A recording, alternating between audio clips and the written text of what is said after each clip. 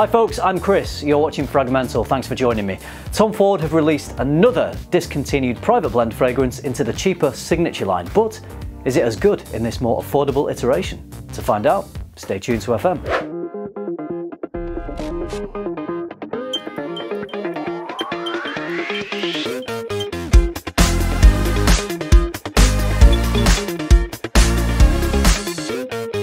So, Tom Ford have recently been using this strategy of discontinuing fragrances in their more expensive private blend, repackaging them and releasing them in their cheaper signature line. This happened with Ombre Leather, Beau de Jour, most recently this one, Costa Azzurra, and there are rumours the same thing might be happening with Tobacco Oud. In this video, I'll let you know what I think about this new release and answer the important question whether it differs from the private blend version.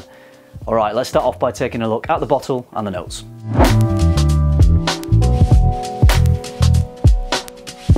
The note list is the same as in the private blend version: driftwood, seaweed, celery seeds, ambrette, cardamom, lemon, lavender, juniper, yellow mandarin, artemisia, myrtle, vetiver, oak, olibanum, mastic, incense and vanilla. And as you can see, the bottle is very much in keeping with the design of the other private blend releases that were discontinued and repackaged and released into the signature line. Same shape of bottle as Ombre Leather and Beau de Jour, very similar to the Beau de Jour bottle, just slightly different colouring. I think I'd describe this as a floral marine fragrance. You definitely get that slightly salty oceanic accord, particularly in the opening, and you also get a bit of that salty seaweed accord, but not to the same degree as you do in Oud Mineral. And then what I really love about this is this green piney accord that seems to run through the heart of the fragrance. I find it invigorating, uplifting. So overall, it's a really nice scent profile. It's bright, it's breezy. I think it definitely fit with the blue bottle aesthetic of when it was in its private blend form. Love that bottle,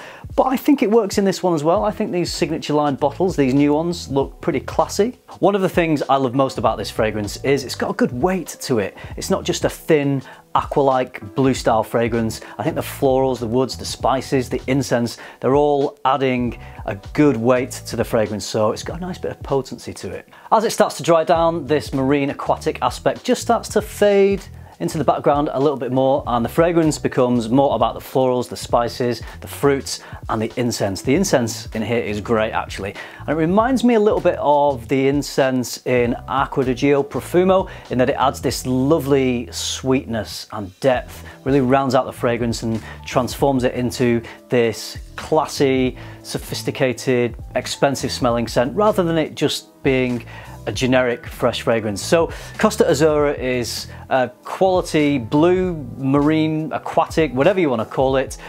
It doesn't blow my mind, but it's very solid. I've really been enjoying it, and I think that I will probably enjoy this even more as the temperatures warm up. Okay, I'm going to start making some comparisons to the private blend version because I've been wearing the two side by side on 2 occasions now, and to me there are differences. This isn't just exactly the same scent repackaged and sold for half the price. That would be great, wouldn't it? But I don't quite think that's what they've done here. There's a bit of reformulation going on. The first thing that stands out to me is in the opening, it's just not quite as well-rounded and as smooth as the private blend.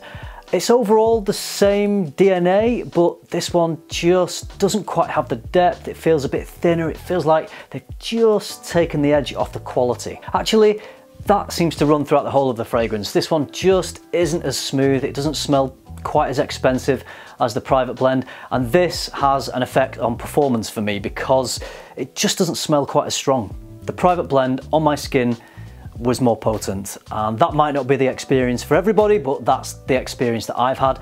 So it projected better. This one doesn't project quite as well, and the private blend definitely lasted longer on my skin as well. So quite simply, it's not as good. It's good, but it's just not as good as the original version, but it is half the price. I think in this case, you're getting what you pay for. This is a cheaper version of Costa Azzurra. It smells cheaper. This is not the private blend in signature line clothing. There has been some reformulation going on here.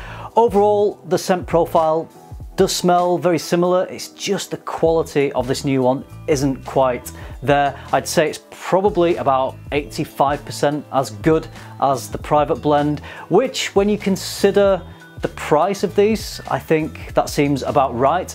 This one retails at £85 for this 50ml, and the private blend would retail for around £150, £170. So bearing all that in mind, I think this is good value and I think it's a fair price. Let's do a bit of Fragment. It's definitely one for the summer. I think this would get lost in the other seasons, but as a daytime summer scent, for me, this will work great. It's a unisex fragrance and I think any age could wear this. The pricing I briefly mentioned, this 50ml is retailing at £85, the 100ml is £120, so still not cheap fragrances at all. Pretty expensive for designer scents, but you can get this cheaper. I paid £65 for this 50ml. I picked it up from Boots. As of filming this video, they still have that offer on, so if you feel like getting £20 off the retail of this, if you hurry, I think you could probably still take advantage of that offer. I'm very happy with what I got for £65. 85 would have been pushing it a little bit, but 65 I can live with. So to sum up, it's a very enjoyable citrus marine scent that doesn't have the wow factor, but I think it would be a very solid choice for the summer. Let me know if you've tried this one yet. I think it has been out in the States for a little bit longer. It's only just come out here, so if you've got experience with this and if you can compare it directly with the private blend, please do let me know. Have you tested them side by side? If I hadn't tested them side by side, I don't think I would have been able to tell a difference. It was only smelling them side by side. So if you've not smelt the private blend, that's something that's worth saying actually. If you've not smelt the private blend, I think you would be very happy with this because ignorance is bliss and you wouldn't quite pick up those little differences in the quality. But if you've managed to test these two side by side, then please do put your feedback in the comments down below. I'll be very interested to see if you've had the same experience as me. So that's it from me. I hope you enjoyed this video. I hope you found it useful. Thank you very much for watching. It's always appreciated. Remember, keep tuning into FM, keep smelling good, and I'll see you in the next one.